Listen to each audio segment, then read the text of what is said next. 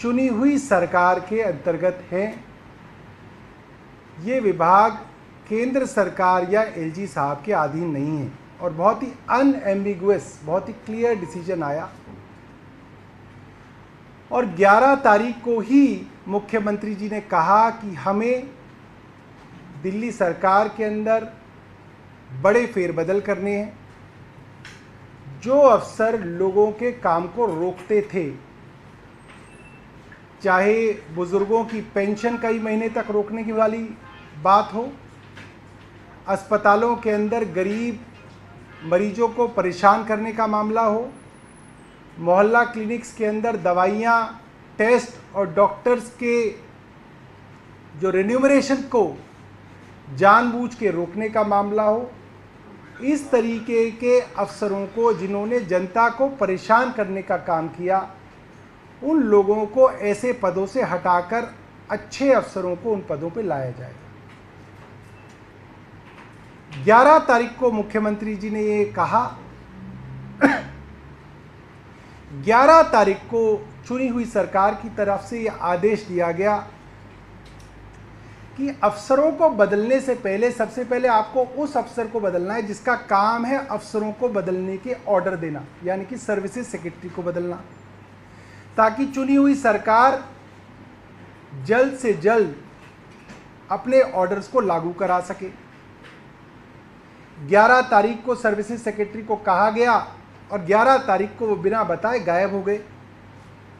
कई दिनों तक गायब रहे, शो कॉज नोटिस दिया गया, फ़ोन ऑफ रखा, घर पे चिट्ठी भिजवाई गई, चिट्ठी नहीं ली और फिर वो सर्विसेज सेक्रेटरी वापस आए और फिर भी कई दिनों तक डिले करने के बाद अंततः 17 तारीख को फाइल एलजी साहब के पास चली गई। अब 17 के बाद 18 आ गई और आज 19 है। 2 दिन हो गए एलजी साहब के पास वो फाइल रखी है, जबकि सुप्रीम कोर्ट ने ये साफ साफ कहा है कि एलजी साहब के पास अभी अधिकार नहीं है कि वो चुनी हुई सरकार को बताएं कि किस अफसर को कहां पे लगाना है। ये सरकार, चुनी हुई सरकार का काम है ये फैसला। मगर एलजी साहब और केंद्र सरकार सुप्रीम कोर्ट के फैसले को मानने के लिए तैयार नहीं है। ये सबके सामने है। ये भी सुनने में आ रहा है कि एलजी हाउस के सूत्र अफसरों को फोन करके धमका रहे हैं कि जल्द ही केंद्र सरकार ऑर्डिनेंस लेके आ रही है, तब तक सब काम रोके रखो। क्या ये बात सही है?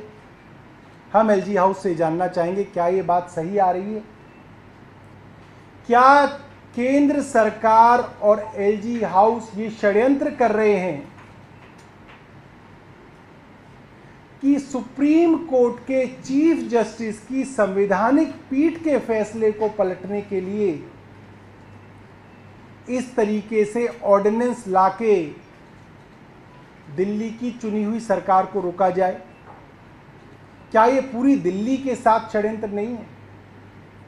क्या इस तरीके से ऑर्डिनेंस लाने की तैयारी का षड्यंत्र केंद्र और एलजी साहब कर रहे हैं? हमें बताएं।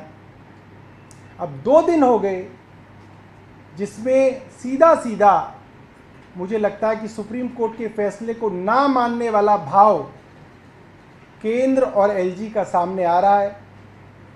तो मैंने रिक्वेस्ट की है अपने मंत्रिमंडल के और सदस्यों को कि मैं और हमारे बाकी मंत्री साथी एलजी साहब से मिलने जाएंगे, उनसे निवेदन करेंगे कि आप जल्द से जल्द जो है इसको आप भेजिए वापस, ताकि दिल्ली के काम और हो सकें। जिस लिए लोगों ने चुनी हुई सरकार को चुना है, जिस लिए संवैधानिक पीठ ने फैसला दिया है, वो काम आगे बढ़ सके। इसलिए एलजी साहब से हम सब लोग मिलने जाएंगे और हम उनसे निवेदन करेंगे कि वो जो है इसको जल्द से जल्द जो है इस फैसले को लागू करते हैं। बहुत बहुत धन्यवाद। आशीष चंद्र मोरे ने एक लेटर लिखा है सेक्टर को और एसजी को भी कॉपी दी है, alleging that Saurabh Bhardwaj minister सबसे harassed on 16th of May Ginni Singh भी थी वहाँ पर, करीब 1.5 घंटे तक बिठा के रखा और इंटिमिडेटिंग टोन में बात करी, फिजिकल असॉल्ट तो नहीं हुआ बट हर तरह से हैरेस किया गया, तो उसके कुछ देखिए, अगर वो फिजिकल असॉल्ट भी कह देते तो भी मैं क्या कर सकता था? वो ये भी कह सकते थे कि गन दिखाई, कहने को तो कुछ भी कहा जा सकता है। जो कंडक्ट एक अधिकारी का ऑन रिकॉर्ड है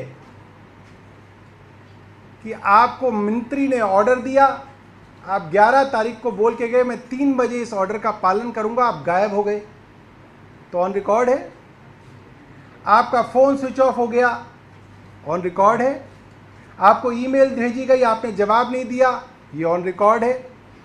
आपके यहाँ पत्र बाकायदा भिजवाया गया और आपकी पत्नी ने बाहर आके बोला कि आप अंदर नहीं है, जबकि आप अंदर थे। इनकी टेलीफोन की जो लोकेशन है उससे वो सामने आ जाएगा। इनकी गाड़ी वहाँ पे सीसीटीवी कैमरा के अंदर, उस कॉलोनी के सीसीटीवी कैमरास की अगर हम वो बरामद कर लें तो वहाँ सीसीटीवी कैमरा में आ जाएगा कि ये अपने घर में थे। वो आईएएस ऑफिसर्स की दानिक्स की कॉलोनी है, ये अपने घर में थे और इन्होंने वो पत्र जो है लेने से मना कर दिया कि वो घर में नहीं है।